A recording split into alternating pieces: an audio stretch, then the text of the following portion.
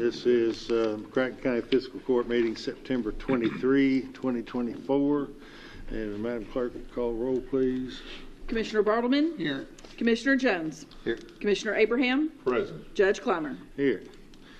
All right, then Commissioner Bartleman, you offer a prayer? Let us pray. Father, we thank you for the blessings of this day. We thank you for the opportunity we have to serve the county. Pray be with us as we make decisions and have discussion, Father, that things we decide, things we talk about will be better for all. Father, we just pray for our first responders. Keep them safe as they go about their activities. Give them the compassion and what they need when they deal with the tragic events that happen out there, Father. Know it affects them like it does victims of crimes, and we just pray you be with them and give them peace and comfort as they do their jobs. Father, we're so thankful for what you do for us. It's in Jesus' name we pray. Amen. Amen. All right, stand and join us for the Pledge of Allegiance.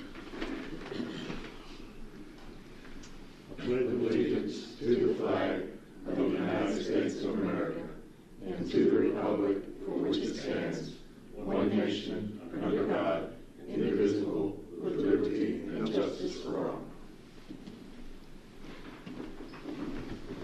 All right.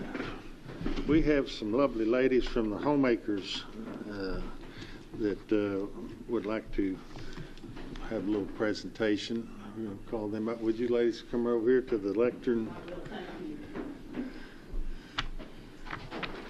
Slip them into the agenda before we get along too far.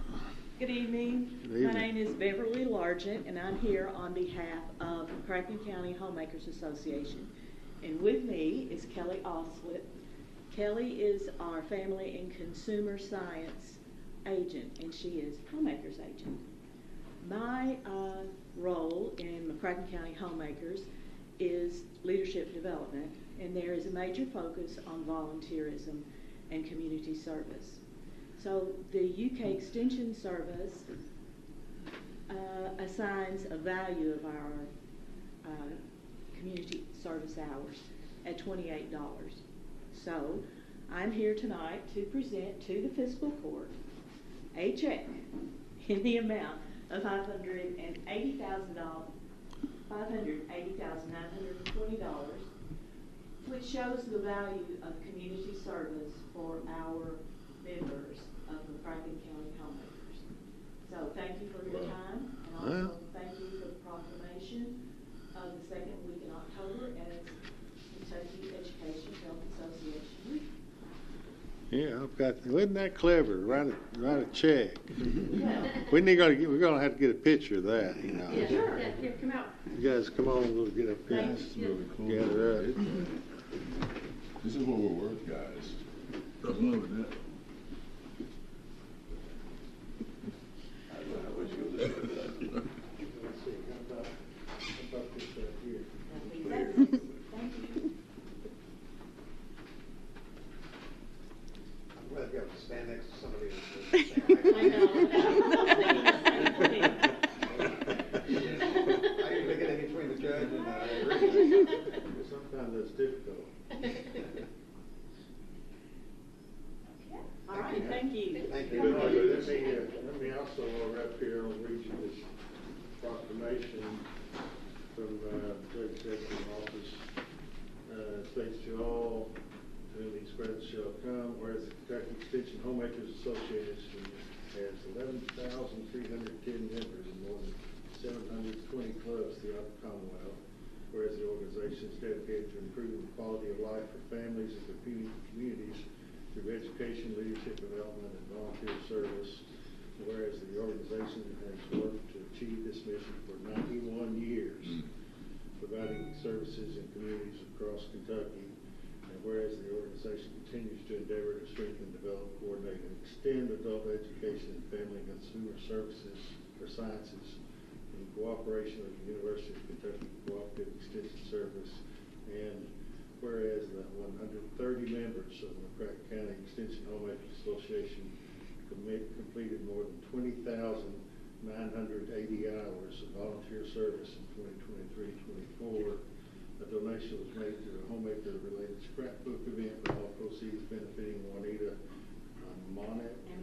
Amonette Scholarship Fund. for children, grandchildren of McCracken County homemakers, along with a donation to the 4-H backpack program. Now, therefore, I, Crazy Climber, Judge of McCracken County, do hereby proclaim October 7th to 12/24 as Kentucky Extension Homemakers Week, and urge all citizens to participate in Extension Homemakers activities in their communities. Thank you very much. Thank you. I worked really hard with that. Somebody look. I did. All There's right. a lot of copy. Thank you. Thank you very much. We appreciate clubs like yours and what you do for the community. Thank you. And thank you for your time. Thank you for all you do. Thank you. I'll we don't- check. A little shopping.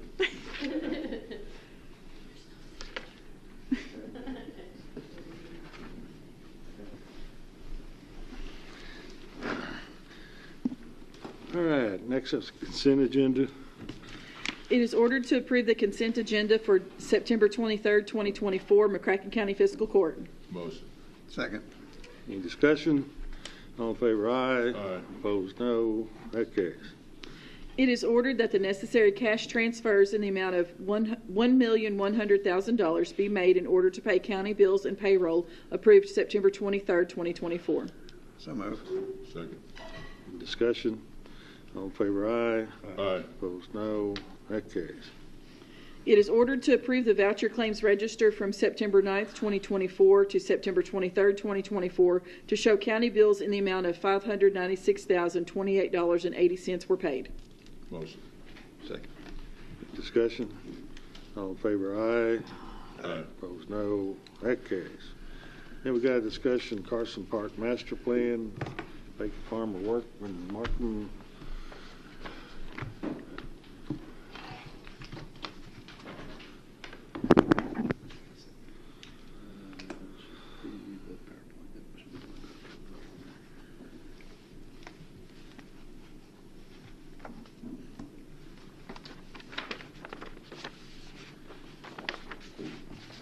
While Steve gets that going, I think he's provided you a copy of the presentation, and then I provided you a print of some of the maps, overall site maps for the project master plan. And all those graphics are in the presentation too. Steve, could you TV? That's good. Good. That's good. Thank you.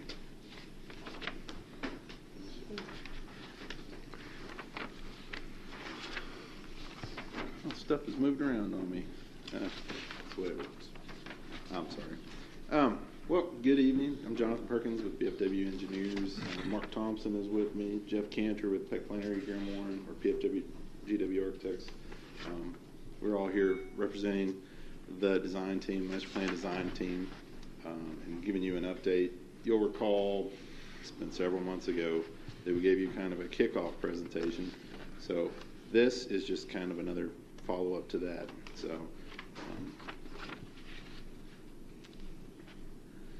So what we've done is gone through, and this is one of your images too that you have in the 11 by 17 packet. What we've done is done an overview of the entire site. We've considered public input from the community, from you all as commissioners, from other members of the neighborhood around the park and so on. And we've kind of taken all that information into consideration to develop a new master plan, new development strategy, if you will, for this park moving into the future. This is a plan that's intended to be phased, of course, over years into the future. And we have taken the opportunity to kind of break it down into 15, as you see here, 15 major project highlights. And then at the end of this presentation, we've taken it kind of into phased projects that would be considered buildable together as a unit, each one of them. So as we go through this, there's a more of an illustrative plan that you'll see too. And we're going to kick off with the big item for the master plan. So The big focal point, the big major component that was mentioned for this project was adding more of a community building, so a multi-purpose building that we're also dubbing as a farmer's market type building. So it would be a substantial project to the site. It would be kind of that eye catcher from Joe Clifton. It's something that we envision being really a major draw to the site throughout the year. So, I know right now a lot of our activities at Carson Park are seasonal, and they don't draw you there throughout the year. Now, the farmers market concept, this idea of a multi-use building, is intended to get people here all throughout the year. It would be something that would be a rentable space for weddings or obviously farmers market public events. And the idea for that building is that it is basically an open space, a shell, an attractive building that has restroom facilities, things like that in there, but it's basically an unprogrammed space that can be flexible for whatever. So these views are looking from the direction of Joe Clifton. So as you're entering the site, this is a major focal point. Now this is kind of a rough artistic rendering of the building from the backside, looking towards Joe Clifton and the entrance gate. And the idea here was that, maybe you could add a little portico over the back. We're just playing around with ideas. None of this is set in stone by any means. It's just a master plan. So, but here we start looking down from the ground view, or from the ground level to the building from the center of the park. Then the next project we identified were the gate houses. So right now you have a couple brick columns at Joe Clifton, nothing really in the back on 30th Street.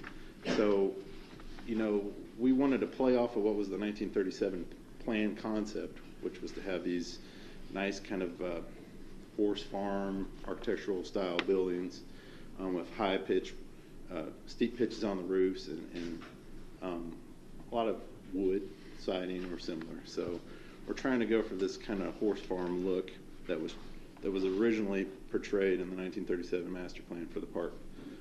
So this gatehouse, this would be the one that is off of Joe Clifton, so the east gatehouse. So when you enter the main entrance to the park, this is what you would drive through, walk through, and as you go in, again, you're seeing the farmers market building in the distance. So we're just trying to envision attractive spaces. Then Floral Hall, that's something obviously that's been discussed around here for many, many years. What are we doing with it? What should we do with it? And it's been, I guess, several people's wishes to renovate this building, bring it back to its kind of original glory, and then also make it a building that's usable more so today than it ever was as a rental venue, somewhere that would have a catering kitchen, restroom facilities, modern restroom facilities, not like they are right now. And then, we'd want to completely redo the facade, again, trying to restore that original design, which would be reintroducing windows to all sides of the building, and then bringing back the board and bat. Which it originally had. Which it originally had, yes.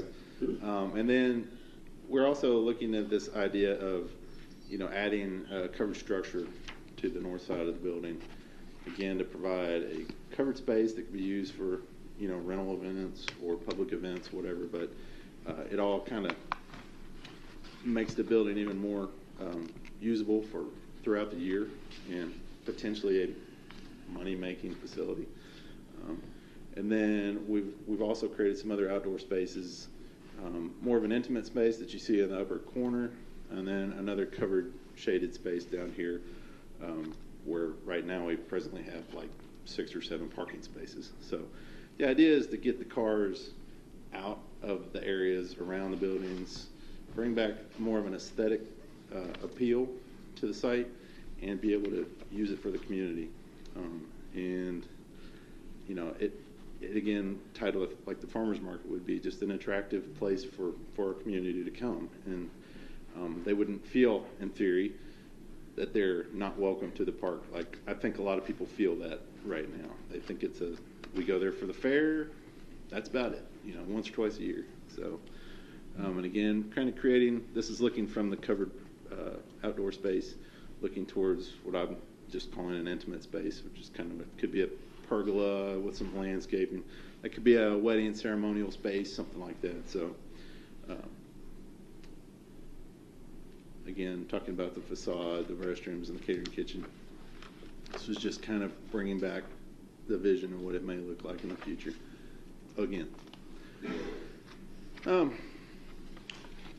Then as we were looking at the park as a whole, it's very important, to if you're trying to draw people into a space, you want to give them somewhere to go to. You want to give them intimate spaces. You want to give them, I guess you could say, focal points, targets when they're in the facility to draw them from one place to another. And so this idea of these various, creating various outdoor gathering spaces and ceremonial spaces or intimate spaces is just kind of trying to take advantage of the need for focal points and private spaces, public spaces, whatever, but spaces that draw people into the site and through the site. So these are just kind of some of the spaces that we've created right now around the park on the plan that kind of I don't know, enhance the site and draw people through the site. Another major component of this park is a central alley of trees, so a broad walkway that takes you from one end of the park to the other end of the park. It's a major access there from the farmers market building back to where we're proposing would be probably the carnival area, the fair area.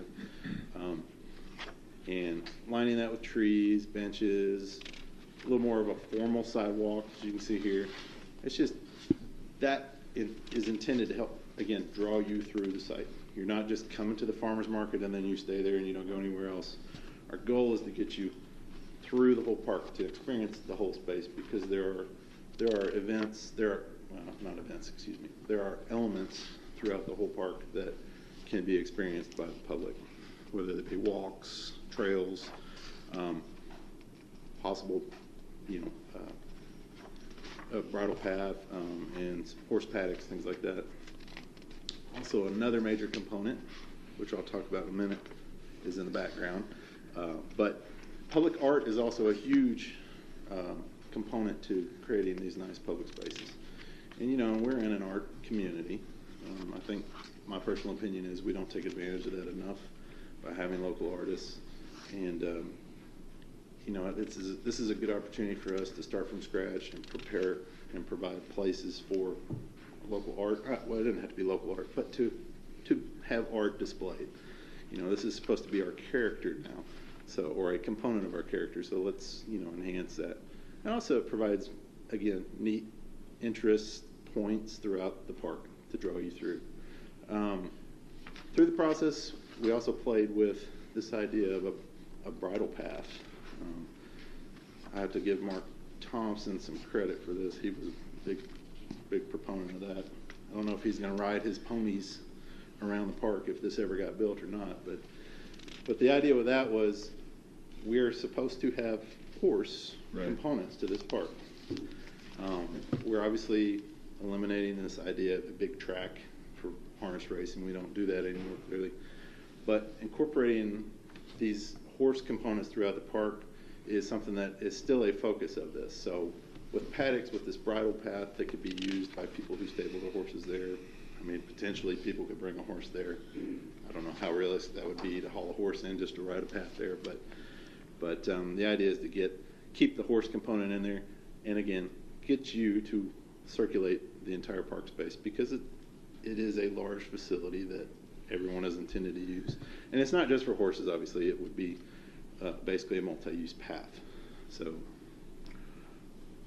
dual duty. Again, just kind of illustrating the idea of bringing that through the park. Also, there's a few components like this building here. I'm proposing this as a bathroom building, restroom building, maybe concession building near the grandstand. But throughout the park, we obviously have needs, and a lot of our restrooms in that park right now are subpar. According to the architectural reviews that were done of some of the facilities, they are less than adequate, and I think many of us have probably used them over the years and learned that personally. So this idea of adding concession and restroom buildings throughout the park that are architecturally consistent with the 37 plan, I think that's something we wanted to play with and really illustrate here. And then from a functional standpoint, well, in addition to restrooms being functional, we still have needs for parking for the fair or the carnival rides and so on. So some of those traditional events that have been here and I think are also required. So we're looking at, where do you put these things now? Presently there's a lot of gravel all over the entire park. This idea of creating like a pervious paving space, it evolved out of that. We need open space, but we also, looking into the future, need to think about stormwater in this area. So, this might not be the solution for stormwater management, but we are beginning to think about how that might be handled, through pervious parking and just kind of maintaining some open park space that isn't built with buildings. We also would be, this is showing a view of the West Gatehouse. So you're saying pervious park? Pervious pavement, like porous pavement. So, example that might be the Innovation Hub around Paducah High School. All the brick pavers there. Doesn't have to be brick paving, but It'll allow water through. It allows water through. If it really came down to it, potentially you could store stormwater runoff in there. It could filter water, things like that. So kind of a green design feature. But again, it doesn't have to be that. It's just kind of a thought that was out there. Then this was kind of the other open space that might end up remaining as gravel, something like that, some material like that. And that would remain open for any of these big events like the carnival. It'd be accessible for trucks and equipment. Obviously it's an open space that could be used for virtually any purpose as needed.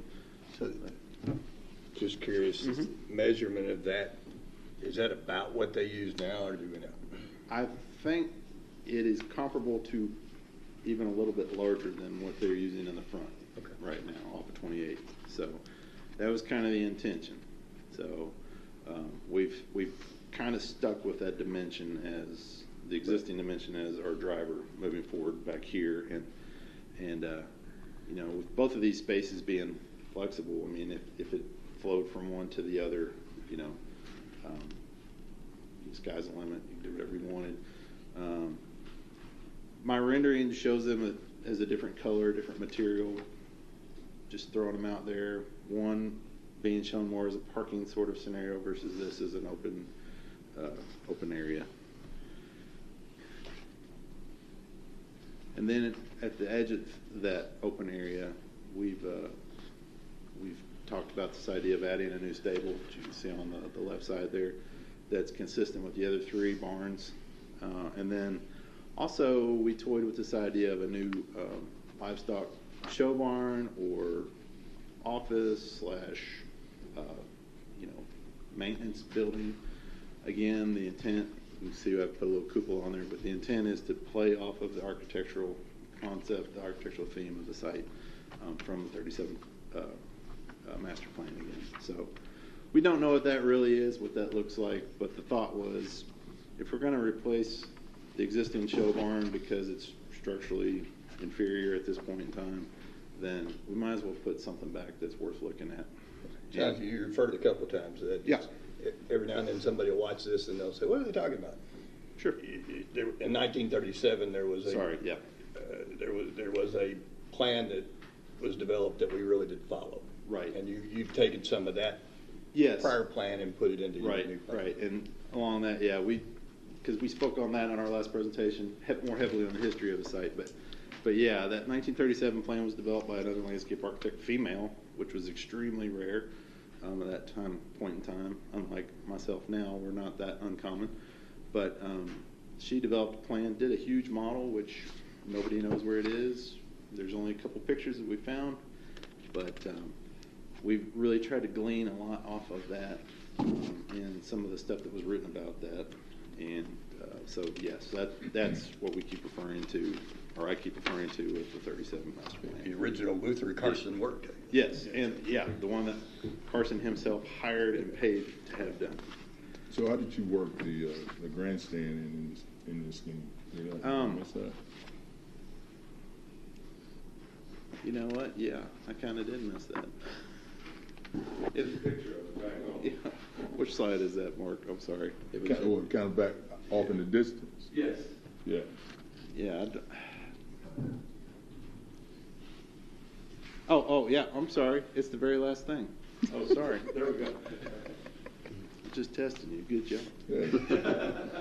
I got that new laser done, brother. So I'm looking like the fool, Yeah. but whatever. So one of the other components for the whole site was, and this was a big reaction from the neighborhood residents, was adding additional screening. So things like the use of green screening through trees and stuff.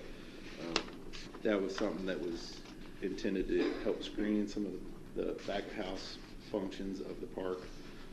I think if, say, the whole master plan were implemented, some of those functions would naturally move away from some of the perimeter edges or perimeter of the park and not be so visible. But adding green screening around the park was just intended to soften the edge of the park and shelter the residents from some of the functions of the park. The addition of four-board fencing throughout the remainder of the perimeter of the park was kind of, I guess, what we figured it to be a low-hanging fruit sort of project. I think after Mr. Irvin's project there along 28th Street seemed to be an absolute success, at least in my opinion. We really wanted to see the rest of the chain link go away. Barbed wire's already gone away, but we want to see the rest of the chain link go away as well, and go back with a softer material, wood. And then also, again, we're playing off this horse farm look. So, Eddie, you think that's a good idea? I do. and then again, playing off the pastoral horse farm look. We want people to see the horses. And right now, when a horse is out at that park, someone's either riding it around the track or it's sitting out in the mud behind the barns. And so we wanted to create some paddock spaces that people could just let the horses out from time to time as needed or as desired, whatever. But just so the community at large could experience them. Because there are, we're in the middle of town. There are a lot of people who don't ever see horses outside. So this is just an opportunity to kind of bring that into the park, tie the whole horse component back into the new plan, and just create an interesting feature. We'd also be adding horse trailer parking, probably some camper hookups associated with that for visiting equestrians. Now it's pretty straightforward as to what we would be doing there, but we just wanted to continue to provide opportunities for outside visitors to use the facilities. And then, here we go, the outdoor arena concept. So this was a big request that was looked at from many angles. A covered arena, a not covered arena, how big is it, where is it going to go? Presently, kind of that outdoor arena is at the back of the lot. We really felt it needed to go up there at the grandstand so we could take advantage of the grandstands. And then the ability to cover that was, physically cover that arena space was going to be very limiting. So we've kind of gone back to more of an outdoor concept that is still a very flexible space that could be used for a variety of uses like it is right now, but it would be a more economical way to, at least to start. If someday you all decided to come in and build a covered arena, you could do that. But the idea was we could play off the existing grandstands, maybe renovate them, make them more ADA accessible, give them a little You'd be able to have spit and concerts polish. in that area too, right? In the- Concert? yeah, Yes. In that area, I mean, that wouldn't be restricted or anything. Yeah, so I mean, it would be whatever you could pull in, build, put in that space, sky's the limit. It would just be, you know, some kind of loose surface. I mean, I guess potentially you could look at even doing a concrete slab that you change the surface out in and out on. But yeah, the intention was for it to be a flexible space that took advantage of our grandstands that are very large and very underutilized at this point. So, Jonathan, yes. One thing we've also got with that is that it is the size, the one we are proposing with this, it's the size that can take care of everything they do now. Yes. As well. Right. It was Besides additional things. right, and that's I think what is it, 150 by 200 foot, and we kind of looked at what's your minimum need basically to have a monster truck rally, so you can still have your monster truck rally, and then also do your demolition derby, horse shows, things like that. So it should be of a space of a size that is flexible enough for virtually any use. So if you were to do a concert, Yeah. if that was a concert venue, so I'm thinking about staging. The stage, is that something that You could put in there. to put there? Yeah. Yeah. I mean, the facility would have, you know, we're, again, big picture, but if you can get it in the space on a truck or however you want to get it in there, you can set it wherever you want. It's a flat space, so, you know, it could be, depending on what surface you put down, it could Right. be, like I said, it could be a concrete slab that has materials on it that you keep cleaned off most of the year, or it could be dirt for all, you know, it matters. But yeah, you would be able to use that space for virtually anything, I would think. Yeah, I like the smaller spaces too, because a smaller performance is probably more likely. Yeah, throughout the whole year. Throughout the Yeah, whole yeah. year, And that's, you know, I've seen communities where, you know, they have these Thursday Night Live programs where it's a band sets up in a corner somewhere in downtown, for example, and they just play, and, you know, maybe they have a beer garden or something like that that's at the site. Or, you know, if you're building these other facilities that are rentable spaces for community events and things like that, I mean, again, sky's the limit on what you host at those. So, so these could all play together, which is the intention. Everything should complement each other. I went to this past summer. My son-in-law was in a play in St. Louis at the Muni, Yep. and of course, huge outdoor Yep, absolutely. amphitheater. Well, off to the side, I mean, it's a huge space. Yeah. But they had a stage area set up in the corner. It wasn't huge, but the music was great, and there were places where folks could just kind of lounge, either in the grass or they had benches, and it was really nice, man. And I'm looking at that stage area, and I'm thinking about our space. I'm like, man, that looks doable to me. Well, even the farmers market building, the intention is that all those windows that you saw around, everything rolls up, so it's all potentially an open air building. Glass rooster. So, I mean, that's another spot where you can Yeah. put bands and host stuff. I mean, and it flows in and out of the building, indoor, outdoor. So, That seemed to be a thing because the Market House Theater, where you see all those big, they all look like they're boarded up, they used to open. oh yeah, yeah, And those the original farmers market, yeah. And the farmers would back their wagons Yep. up, and then you go down the main aisle and get whatever you needed to get. So Yeah, and that's exactly the intention there. And a couple of those renderings you might see, they're showing vehicles backed up into some Yeah. of those doors. So, and that's, I think, how our farmers market now functions too. Part of the reason too that we wanted to explore this as a farmers market type space was that it's a little more centralized to Paducah, and I know also that parking lot where that currently sits doesn't belong to the city, so there's, it's got its constraints, but this is pretty easily accessible. You have bike lanes, you have sidewalks, it's in neighborhoods, or on the outskirts of many neighborhoods, so it just seems like a good natural spot to provide a public gathering space. So, and then this image here, this would be the top copy of what you have there. So this is what I was talking about, these project areas. So we've basically broken this down into these projects A through K. The intent is that each one of these would be built as a unit. So we would, like for example, around the farmers market, we wouldn't just want to build a building.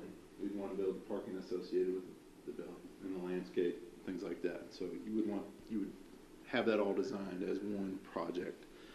And some of them are bigger projects, some of them are little projects, some of them are simply doing some trees along the road, but and then versus building renovations or things like that. So, but the idea was to group things together, and as you guys progress with this master plan and develop it, you would put these projects out for design, each one of them. So, and then build them in that fashion. Yes. So A doesn't mean. A does not mean anything other than I needed a letter. So, we also took the opportunity to kind of look at funding sources. These are potential funding sources. Some of these are, I think, perennial programs. Mark can probably talk to this way better than I can, or either Steve. But there are grant opportunities out there in addition to just your general fund spending. But land and water conservation. There's an Our Town grant. We discovered, I'd never heard of this one, but this T-Mobile hometown grant, Linda Winchester had, I don't know if she'd gotten it for another project or not, but it was something that she pointed out. And then you have rec trail programs, and then I imagine you all are familiar with the community block development grant programs. Those have been used throughout our community, various projects. So we're just throwing some ideas out there of possible additional funding sources. And then the next step, this is kind of our capstone pinnacle, if you will, this presentation to you all. The next step would be for us to complete our document, our living document that we would give you, and hopefully not just go on a shelf, but actually get pulled out and administered over the life of this plan. So that'll be our big deliverable. But do you have any other questions? With this multi-purpose building, I was thinking we would have some building that could accommodate indoor horse riding. Would that accommodate that as it's perceived or not? No, I don't think that particular building would, due to size. We looked at. Too small? Too small. I'm not saying that in the design process it could not be looked at for that purpose. The outdoor arena space was heavily influenced by your specific request for an indoor arena sort of setting for horseback, and kind of looked at it pragmatically speaking. To put in an indoor facility was not impossible. It's just potentially cost prohibitive at a larger scale.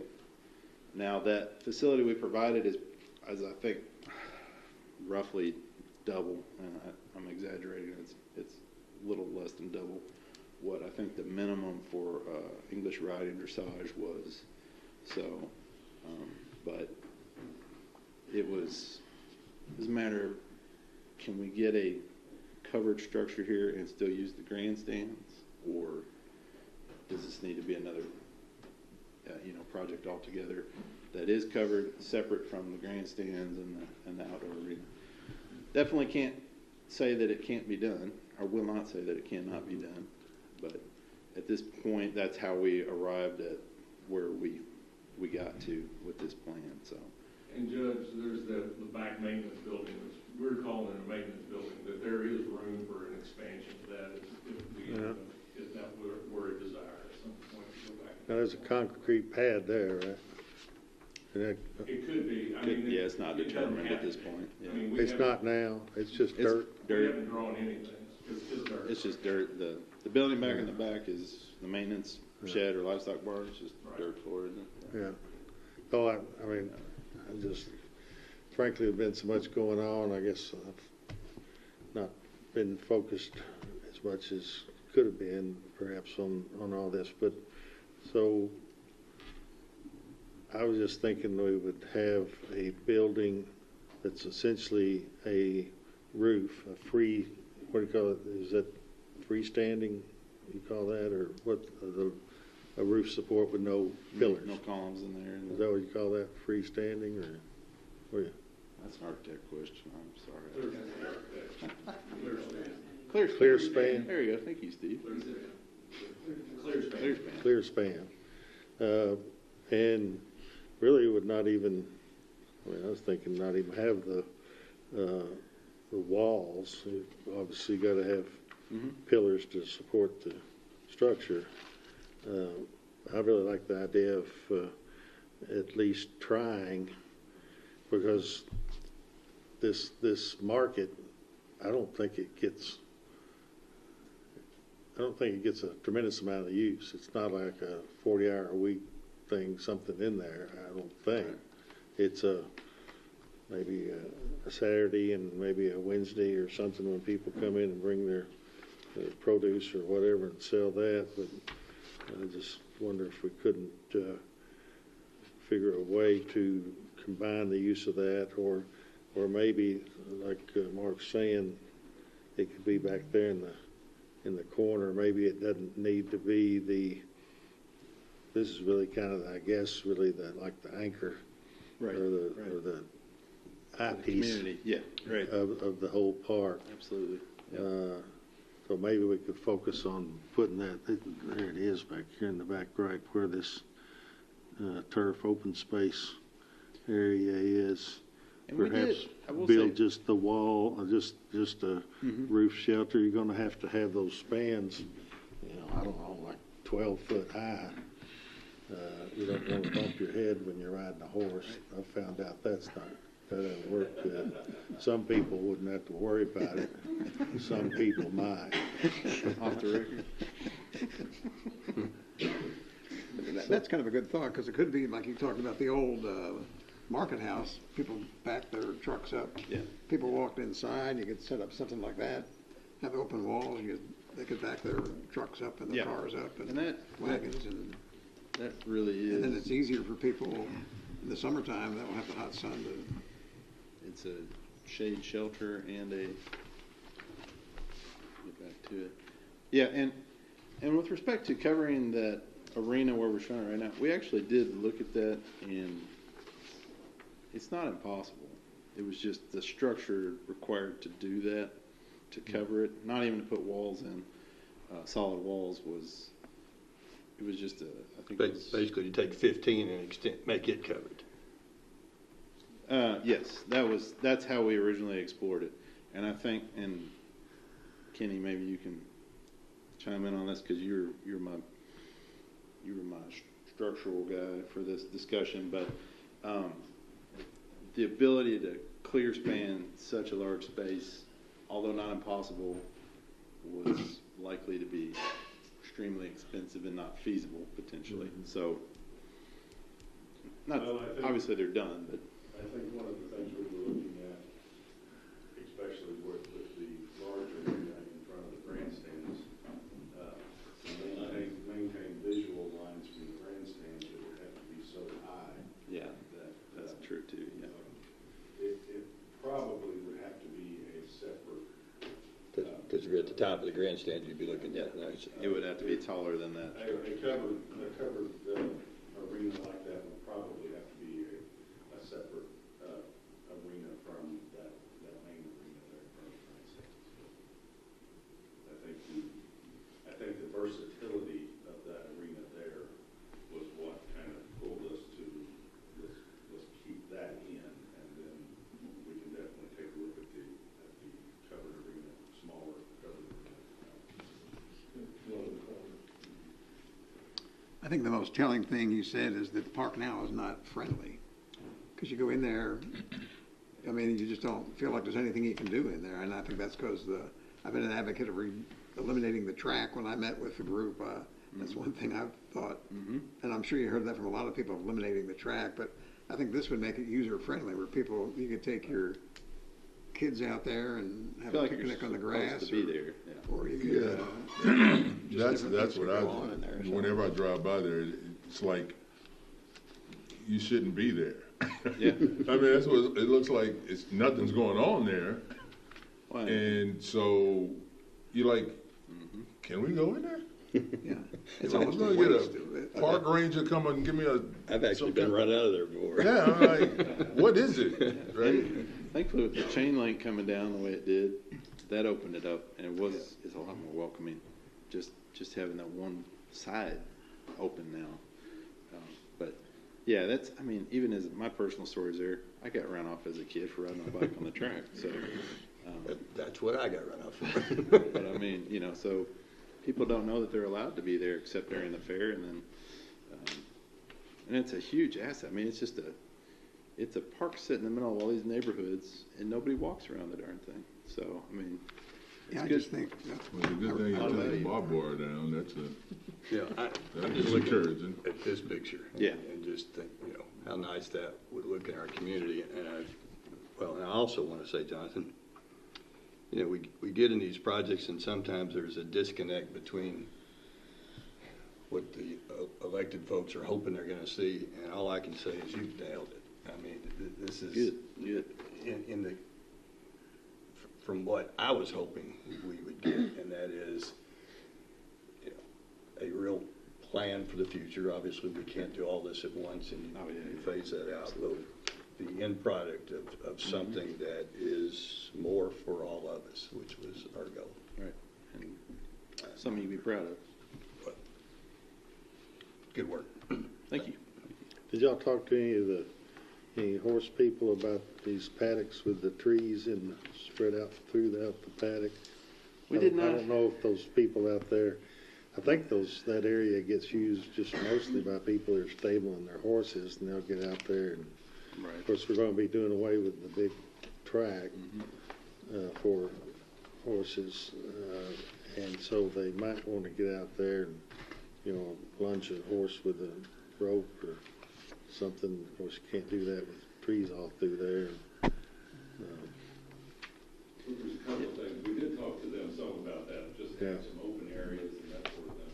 Yeah. But the circle there where we have the trailers, that is can be also used as a training area, circle area.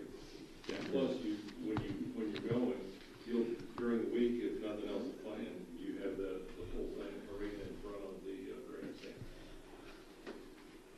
I don't know that all the trees you're looking at are all actually there right now. No, there are a few. They are to the west. Yeah. As you come closer to Clifton, it's much more open. Yeah, the bulk of these are representing existing trees, large trees, but yeah, down here is mostly right now. Well, you got any other questions or comments? it's good. I appreciate you all hearing us out and your time and attention on this. So, thank you. And we will take a look at the other. Yeah, I think it'd be important to put it. I'd like to at least try it. I mean, if you put an open riding area in there, it certainly would be promoting the Carson intention that this be used for equestrian activities. Right. You've got to. I never boarded my horses at one of these expensive places that had a nice indoor riding arena and all that goes with it and all that. But I think there might be people that would, and you know, part of that could be with renting those stables out at a minuscule amount compared to, you know, relatively similar facilities. Where we get, how much we get a month? $40 a month for that. There's places that probably get $40 a day, maybe, around. And if we had a nice indoor riding area and it's right in town, you know, I think it'd be worth taking a hard look at it. What would really be nice would be to have somebody who's teaching riding lessons. Yeah. And use this type of facility. Yeah. Well, that might create that if there's the facility there, and if you've got even just to the roof, you don't have to have walls. It's got to be out of the rain. You can put a coat on, and you don't have to have the thing heated or. Is your intention more of a training facility, not necessarily something to be open to spectators, but just more for people training their horses? I mean, I guess in the concept you could have where, you know, potentially you could move some, you know, bleachers or something in there down the road, but I mean, the horse shows and all that used to be quite a thing around, you know, and it's just not anymore. Yeah, I stopped by, I guess Well, Oak not Grove around here. Oak Grove has built an indoor arena. And I think it would be, I would think the logical place to put that, because it's not going to be very aesthetic, right? It's going to be a square. It's going to be a rectangle, probably. Yeah, Right? it'd be a big box, probably. Yeah. So probably located on the back right is probably the right spot. I mean, I don't know. I mean, I guess you could look at. I refer back to like the Lexington or the indoor arena in Lexington and stuff like that, and they're, you know, they have some architectural interest, but they're still a big box. Yeah. So, but you know, they're huge facilities too.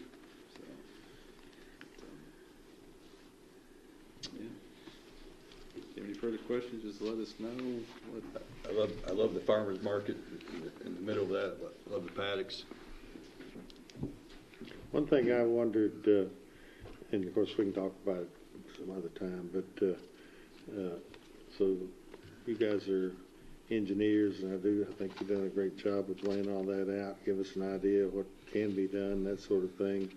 The question arose actually when I was talking to a event coordinator, a person who helped to set up like the barbecue on the river, and what facilities they need, what, you know, power, sewer, pads for this or that, campers and all that.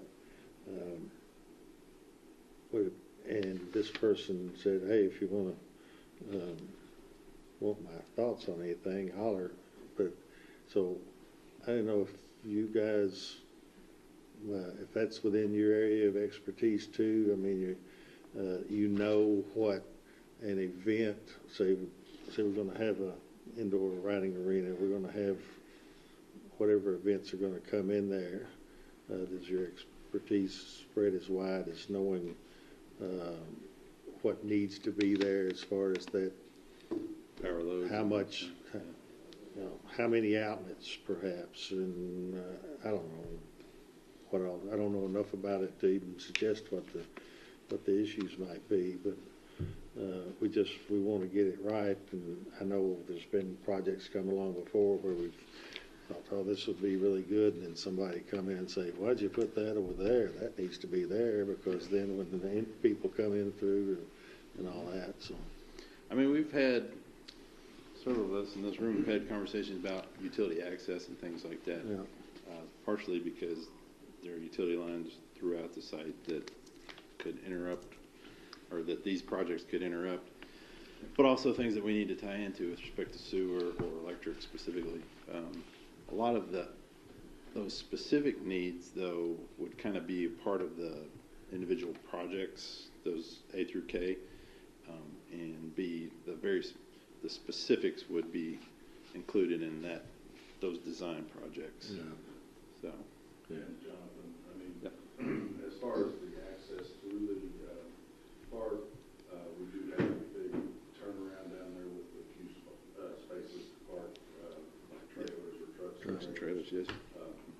And then, like Jonathan said, if we go to the point where we're moving the fair, that's probably where you would have a detailed layout of where your stands, where your where your individual vendors are going to be down through there, and you would spot boxes that they could run back to where you're not walking over tables and stuff like that.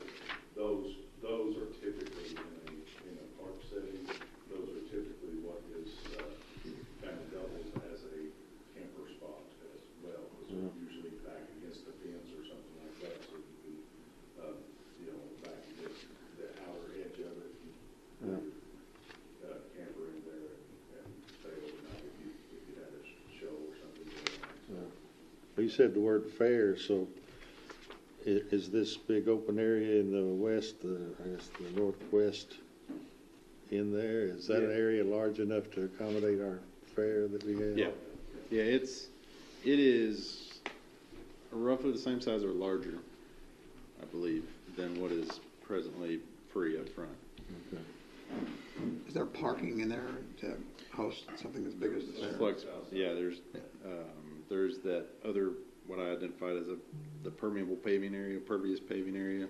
That's kind of designated right now as what would be a parking area.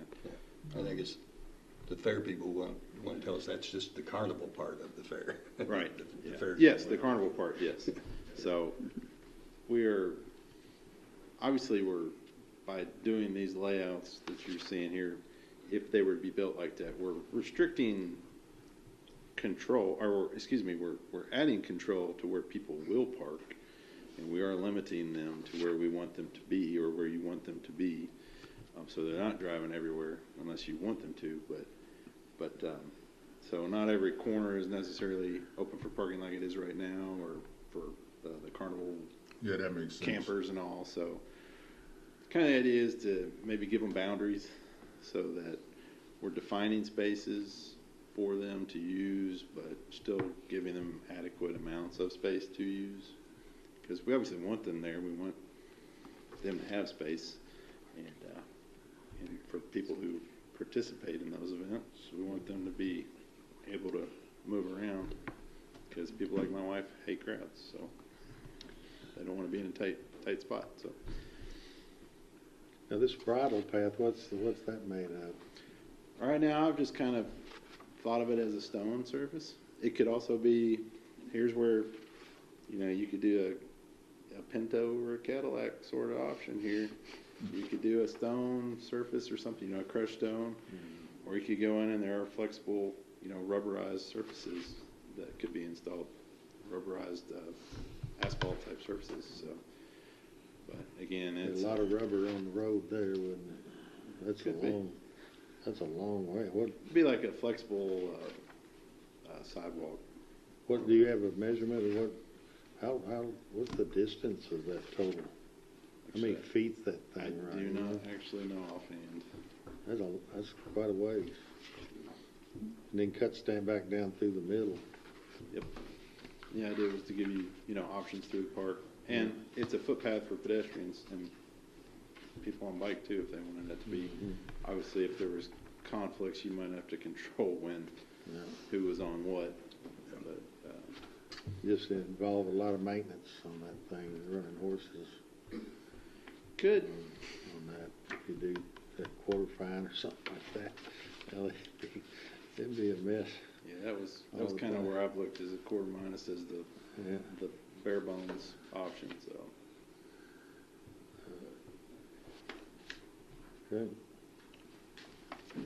Well, it's all good. Yes, sir. Thank you all very much. All right, Appreciate your time. it. Good Thank job. you.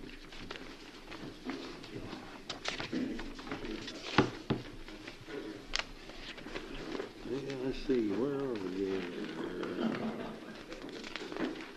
All right, we got on 5 court orders. Judge, Yep. it's not on the agenda, but can we have a brief discussion of Interstate 24? Okay, what do you want to say about I it? know the sheriff's here. Obviously, that's in the minds of a lot of people right now. There's been a couple of tragic accidents out there in the last week and a half. There were probably a couple of people killed on Saturday, and a week earlier than that, there's a tractor-trailer wreck where people were killed. I think safety on that highway is always on the minds of people who use that, and a lot of drivers are even afraid to use that because of the way others drive out there. I talked to Kyle Pope today with the Transportation Cabinet. The state is getting ready to do a study of the entire interstate from the Illinois line to the Tennessee line of safety features and changes that need to be made. It would range everything from changing the speed limit to adding a third lane, whether or not the design of the road causes wrecks, whether there's slight turns or hills or something that causes visibility problems. But they're going to do a complete study to decide what can be done to make it a safer highway, because it's not only dangerous in our area. There's not only a lot of wrecks here, down around Fort Campbell and even into Tennessee it's a lot worse, but down around Fort Campbell and even the Hopkinsville area there's a lot of wrecks down there. And anyway, they're going to issue a contract probably within the next month or so to do that. That study will take 9 months to a year to complete, but obviously what they recommend will be long-term, a lot of financing and money involved, so that's not a short-term solution. I also know that Illinois is getting ready to do a project on the bridge. It's going to restrict traffic for a couple years, I guess 1 lane each way, and we know what happened last time when they did that. There were some wrecks, and there were changes eventually made, and I understand there was a meeting today that you and others attended to do a long-term plan to be proactive instead of reactive, so that when that construction begins, there's a plan in place to make it safer. I was wondering if there's anything that we can, obviously, as a fiscal court, we aren't the experts on what can be done with safety out there, but I was wondering if there's anything that we can do to help advocate changes out there on the short term, getting ready to come up into the holiday season when traffic is even worse out there and the potential of wrecks is even higher. It seems like there's 1 or 2 wrecks every week out there that blocks traffic. There was another one out there, I think, on Sunday, about the 14-mile marker, and the eastbound was shut down for a while because there was a wreck out on that area. And I don't know if there's something we can do as a fiscal court, and maybe the sheriff could come up and maybe address some of that. Maybe we could suggest that there be a meeting between the state police to try to get their presence out there. I see a state trooper about every morning if I'm on Interstate 24 out near exit 16, but I think that trooper, the main thing he does, I think, is stops trucks to check for paperwork, and he doesn't do speeding. I don't know exactly what he does, but every time I see him, he's got a truck pulled over. So maybe there could be some conversation trying to get the state police to have an increased presence on Interstate 24 and coordinate that with the city police and the sheriff's office. Obviously, from exit 3 to exit 7, just past Laura's, I think that's all in the city, so that would be the city jurisdiction. Then from 7 out, just beyond 16, is, I guess, the county jurisdiction. And the state police at one time had 4 or 5 troopers. This is probably 20, 25 years ago. They had 4 or 5 troopers assigned to McCracken County who helped patrol and keep roads safe. And the problem was our sheriff's office was doing such a great job, they pulled all their deputies out, all their troopers out, and they don't do hardly any patrolling or any presence in McCracken County anymore. And I'm just wondering, from the sheriff's standpoint, if there's anything that can be done to increase their visibility out there and maybe coordinate with the city and the state to try to increase visibility for people to slow down. Most wrecks out there are probably caused by, number one is probably distracted drivers, where people are on cell phones. I think we've all probably driven out there and passed a truck and seen the driver is probably watching a movie on his cell phone while he's doing 75 miles an hour on the interstate. But I'm just wondering if there's anything, Sheriff, that you think can be done to coordinate with the city and the state to increase patrols out there, and what we can do to help advocate that if that's a solution. Yeah.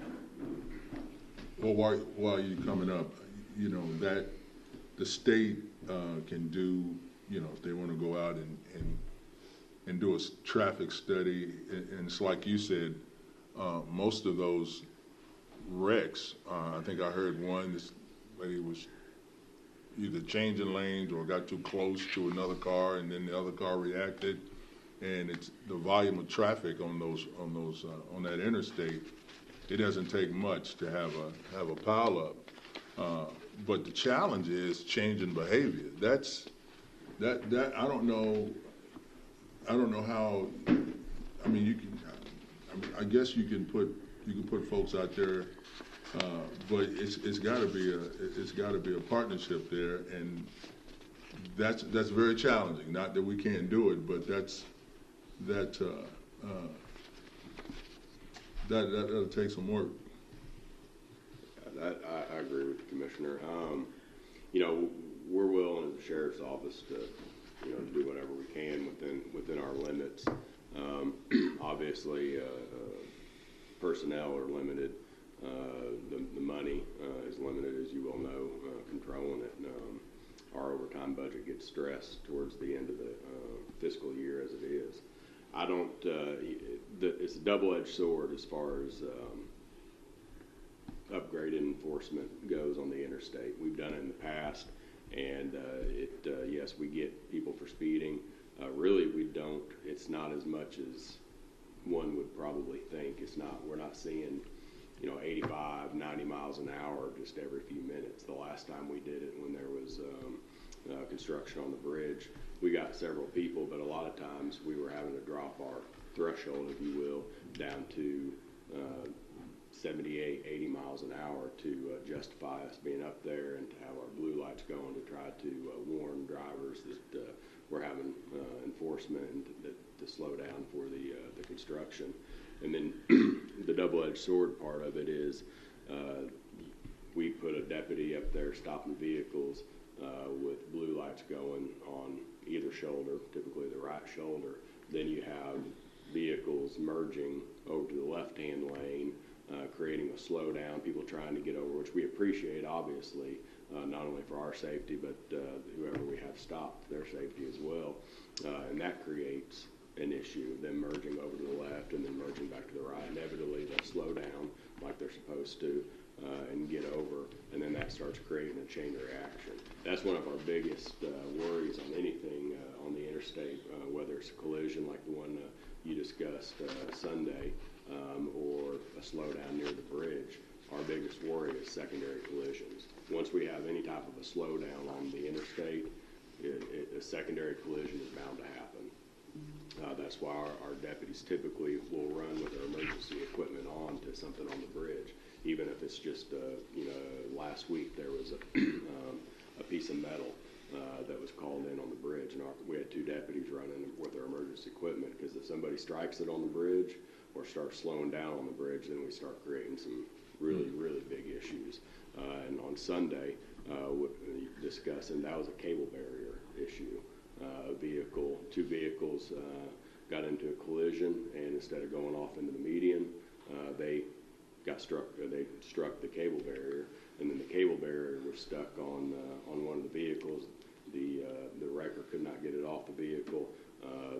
Whatever reason, I don't know if they didn't have the capabilities to cut it, or transportation cabinet said they can't cut the cable barrier, so we had to call an additional wrecker out there, a bigger wrecker that had the strength to pull it off.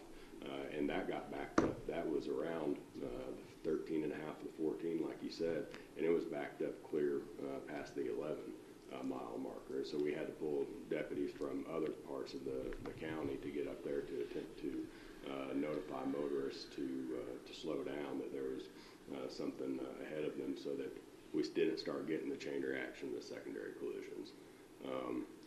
But to your point, I mean, we'll be happy to try to step up enforcement up there. I don't know how great of a job it'll do, but we're willing to try it. I think I would be interested to know the ratio of local drivers on the interstate versus out-of-state drivers on the interstate, because if we step up enforcement, local drivers will hear about it.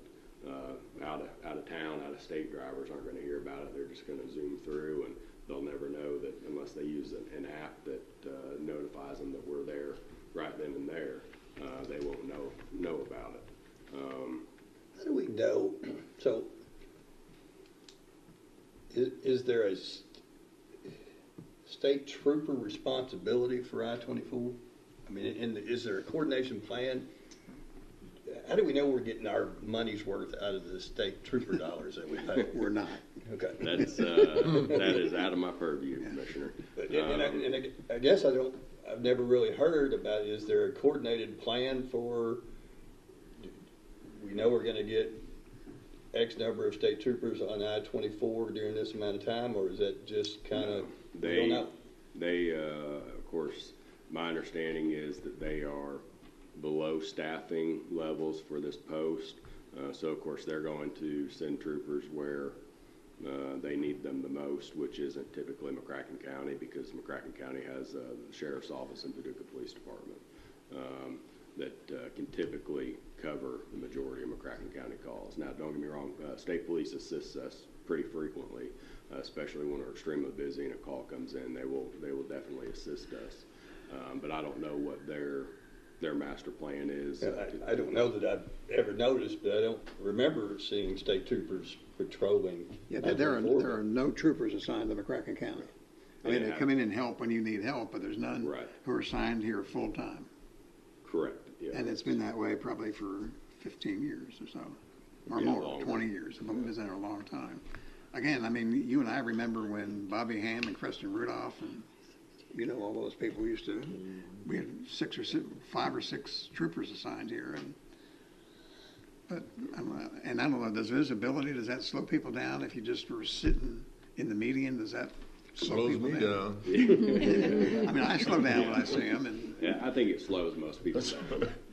Got 2 more Just months. having somebody in the median checking for speed, it does while we're there. You know, the second they leave, when the apps notify drivers that there's not law enforcement there anymore, or drivers don't see a black and white vehicle or blue lights, then you know they're. I know back in the day when they were having all the wrecks, when they were doing the construction in Illinois, I think the city parked one of their vehicles, just had a vehicle parked on the side of the road, and that at least slowed people down. Yeah, I think it did for a while. You know, I think the education,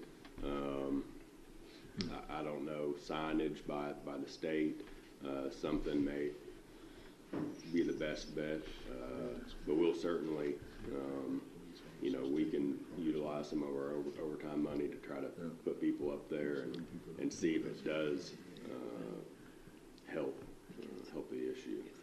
And there's probably prime times when traffic is high, probably early in the morning and especially late in the afternoon. Late afternoon, Probably gets real bad. typically early morning, and again, you get into the actual enforcement of it could create other issues. You know, I think the biggest issue beyond speed, because I don't think that speed is necessarily the biggest issue. It is every now and again.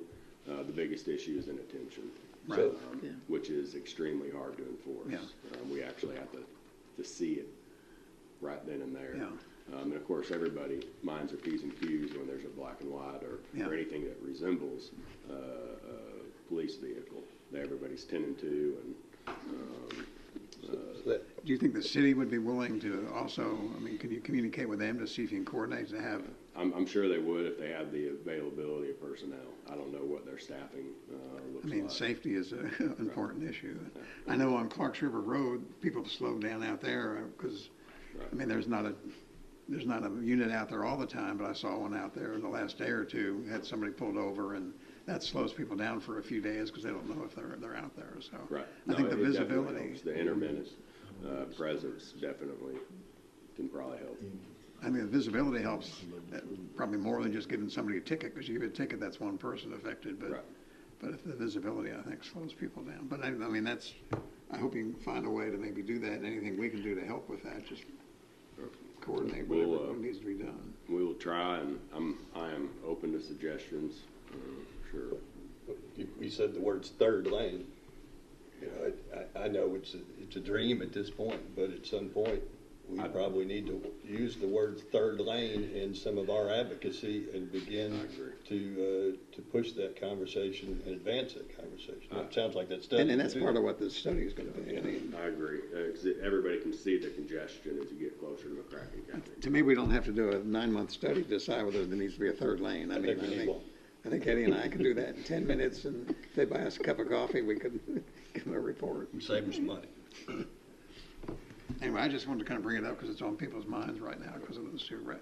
That motorcycle wreck, they said the motorcycle driver was doing 90 or 100 miles an hour and lost control and hit the cables, and it was just a very tragic event. So What time was that actually? that was 10 o'clock in the morning, was it, or 9 or 10 or 11? It was something along those lines. Around noon, I'm not sure. Of course, in the it was morning. the city. I was notified of it, but the city police department handled that investigation. The 2 a.m. wreck of that tractor trailer, there's nothing we can do about that. You can't have people out there 24 hours a day. And I think there's a lot of probably inexperienced tractor trailer drivers out there now who can't even read the signs. So the accident that happened on the bridge in the ice, the one that involved about 12 cars, that was about a year ago. That truck driver, well, he had just moved here from Cuba. So he was experiencing ice for the first time in his life. So let me add to the fear. And I talked to the emergency services people when I-24 was closed back during all those wrecks. They were diverting traffic. The tractor trailer driver came up to try to go across the Urban Cow Bridge, and he couldn't communicate with them. He had to get on the phone, and they had an interpreter. And he went around to the left, and then the guy was back about 20 minutes later, and he kept pointing to his GPS, my GPS. And he had to tell him, it doesn't matter what your GPS says, you can't cross the bridge. And he just couldn't communicate with him. And I believe our emergency management is coming up with from what I understand, a pretty solid plan on diverting traffic in a good way, so we don't have commercial vehicles traveling down Clarkline Road and some of those side streets as well. And again, I understand there's a plan that's in place to handle the traffic when the construction on the bridge begins and it goes down to one lane again. So, thank you. So that's going to start real soon because they're going to start closing those one lane each way March of next year. March 3, I think, is the proposed date. And so we're going to be getting a lot of law enforcement folks together, emergency management folks together, and develop a plan on what happens, how you're going to direct the traffic through there, what happens if there's a wreck on I-24 bridge, and it starts backing up traffic, in 5 minutes, there's 2-mile traffic backup going into there. And so that would be a good opportunity maybe to kind of collaborate with others about what are they doing over in Illinois. I don't hear about the wrecks over in Illinois, I guess because it's so much more scattered. It's more rural over there than when they hit Paducah and all the, all the congestion and all that sort of thing. But so maybe that'll be an opportunity to look at that. And that overall I-24 study we're talking about going to take a year. That's going to start in December of this year, and so they've already bid that out, and so be a lot to learn. Maybe we can get some good things done. So, anything else on any of that? Thank you for bringing that up. All right, let's see, where are we here? Court orders, 5A. It is ordered that the judge executive is authorized to sign the Barkley Regional Airport Service Agreement with an approved amendment to Disclosure Section 5. So moved. Second. Any discussion? Do you feel good about this? Does this take care of what the issues already that you had? I told them I wouldn't care what they did, so I'm not going to care.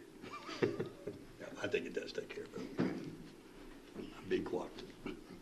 I think we got it worked out well. We had one less than desirable experience like some time ago. I don't think it was really the airport's fault. And so I don't think we need to overreact by getting crossways or anything. They're a good board, and we work with them and do good things. Yeah. So is that, are you referring to the action we took about the board members or what? Well, about this service agreement, and Right. they'll provide information about Oh, yeah, I got potential. you. But what about that other thing?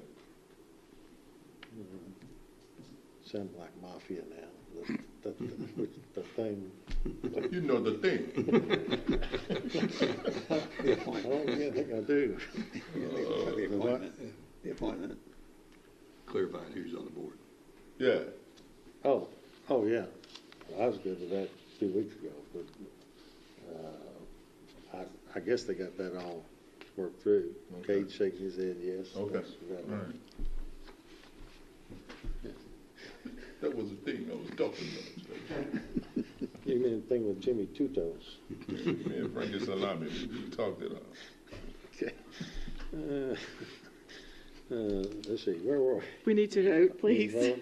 All in favor, aye. Aye. Opposed, no. That carries. It is ordered that the treasurer is authorized to transfer $8,763.50 from the general fund to the Department of Justice Fund. The federal asset forfeiture dollars being received by ACH through SAMS are automatically deposited into the general fund.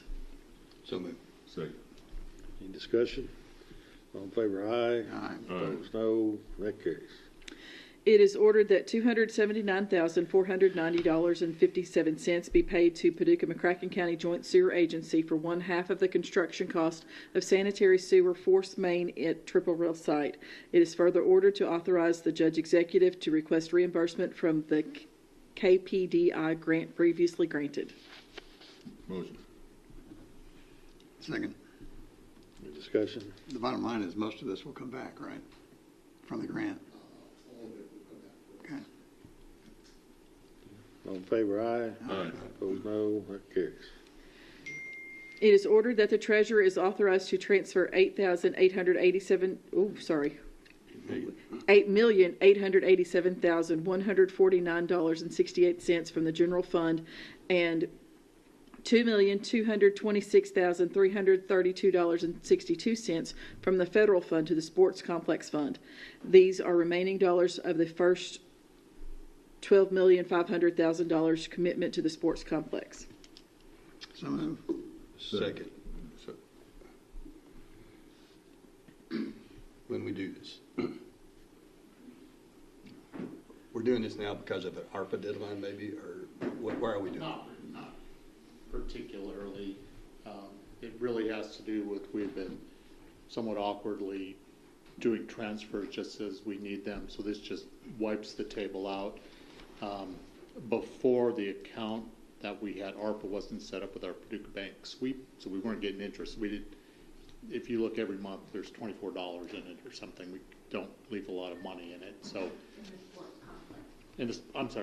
Sports complex. So we're just gonna move the ARPA dollar, the rest of the ARPA dollars, and Because then we know that we're gonna spend it, so we're gonna put it there so we don't Right. think we have more money. And we will get interest off of it. And then the other fund was, that was really CARES money we got prior to ARPA, and that'll be the rest of the dollars that we need for our first $12.5 million commitment. So I guess, yeah, all of our first 12.5 was federal money. And to move it out of the sports complex fund would still require action of the fiscal court? Yes, yes. Yeah, it'll just be sitting there, but the bills will still come to you except for those bid awards, because those orders were written where I can pay those, because these people expect payment quickly, and this process was just a little slow, the way we were doing it, so.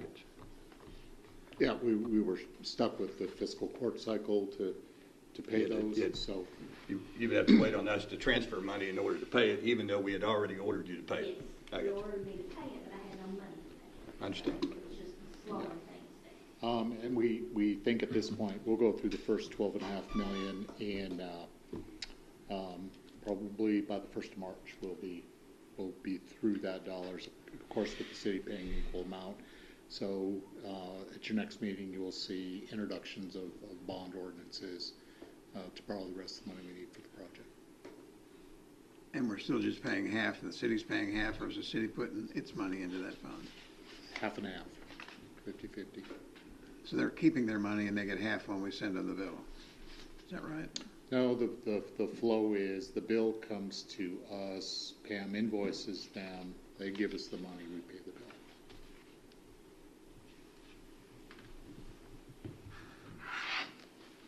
Good.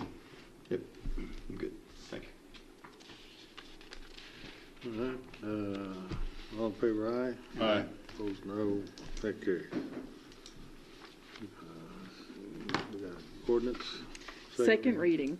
Commonwealth of Kentucky, McCracken County Fiscal Court, ordinance number 2024-14, an ordinance approving the establishment of the Paducah-McCracken County Geographic Information System, GIS, and authorizing the execution of an interlocal agreement for its implementation and maintenance. Summary: the actions effectuated in the present ordinance are to establish a GIS consortium between and among the City of Paducah, McCracken County Fiscal Court, Paducah Water Works, Electric Plant Board of the City of Paducah, Kentucky, DVA, Paducah Power System, Paducah-McCracken County Joint Sewer Agency, and McCracken County Property Evaluation Administrator.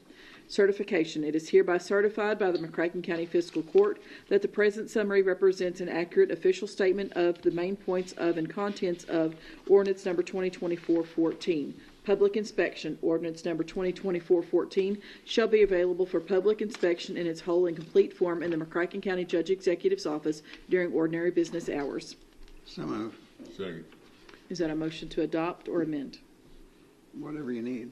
Thank you, sir. We need to adopt. That's second reading, right? Any questions, discussion? All in favor, aye? Aye. Opposed, no. That carries. Got no need for executive. The motion to adjourn. So moved. Anybody else want to go?